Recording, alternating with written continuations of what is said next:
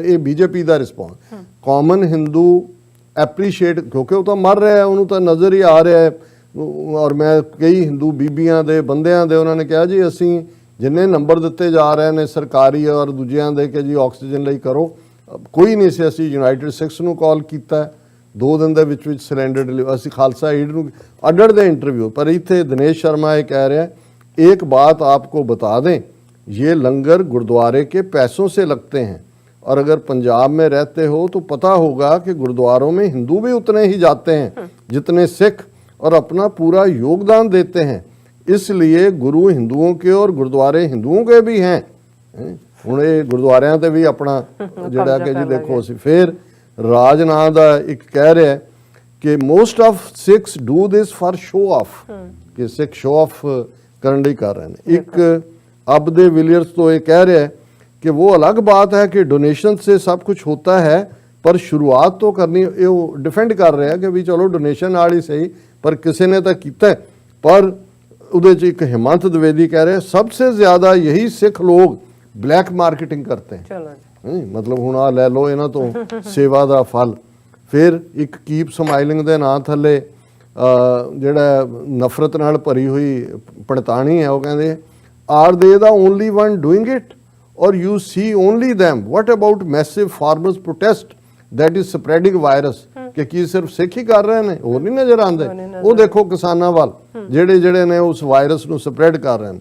ਆਸ਼ੀਸ਼ ਕੀਰਤਾਨੀਆ ਨਾਂ ਦਾ ਇਹ ਕਹਿੰਦਾ जैसे लाल किले पे खालिस्तानियों ने किया, ਹੁਣ ਉਹ ਲਾਲ ਕਿਲਾ ਕਹਿ ਰਹੇ ਨੇ ਇਹ ਸਭ ਖਾਲਿਸਤਾਨੀ ਨੇ। ਔਰ ਇਹ एक पंडित जी की आईडी तो जोड़ा वो लिख रहा है, पंडित पहाड़ी पंडित अपने आप को कहता है नो ऑफेंस बट इनके पास कहाँ से आती है हॉस्पिटल या ओपन में तो मिल नहीं रही, पर ऑक्सीजन का लंगर चल रहा है। वो कहना इन्हों की इन्वेस्टिगेशन करो कि अस्पताल इन्हों को आंदी कितों, मार्केट से सारे केले उठा लो, बाद में उसे बांट दो।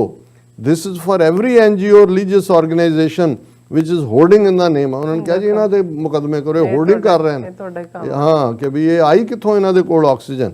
और ये जड़ा है कोई सनातनी दी आईडी तो है, चोर भाई क्रेडिट लेने दो इनको, हमको नहीं चाहिए, हमारे मंदिर सेवा करते रहेंगे बिना एडवर्टाइजिंग के। सेवा के नाम पर एडवर्टाइजिंग चलिए भी नहीं, चाहिए भी नहीं हमको, कि जी ये तो एवं एडवर्टाइजमेंट का देखो साडे मंदिर कितनी सेवा कर रहे हैं। और ये एक नवीन पांडे कह रहा है it is all about PR and for damage control after Lal Qila fiasco, so that again anti-national elements can activated in the name of Kisan bill, otherwise number of people are doing this silently। उन्होंने कहा जी एवं advertise लाल किले च इन्हों का fiasco होया तो उन्होंने ये अपना कवर अप कर रहे हैं। सो ये है इन्हों का इनाम हिंदू तवीआं का। सो असी अपनी कौम नूं जरूर कहना चाहते हैं सैल्फलैसनैस, सेवा, इंसानियत बहुत वड्डी गल है, पर यह भी देखिए कि कदों तक असी इन्हां हिंदू तवीआं दे हत्थां च जलील होना है। और इस गल का भी ध्यान रहे, भाई गुरदास याद कराते ने सप्पी दुध प्याली है वेहो मूहों सुट्टे, कि जे सप नूं तुसीं दुध पिआंदे भी रहो तो उन्हें मूँह चो जहर ही सुट्टना है। सो इन्हां तो छुटकारा हासिल करना ही ठीक है। इस वेले कॉमन बंदे की सेवा साडा फर्ज है, पर अल्टीमेट आंसर साडा इंडिपेंडेंट सॉवरन नेशन खालिस्तान है, दरियाए जमुना तो वाघा तक। इस तो बिना कोई हल नहीं है।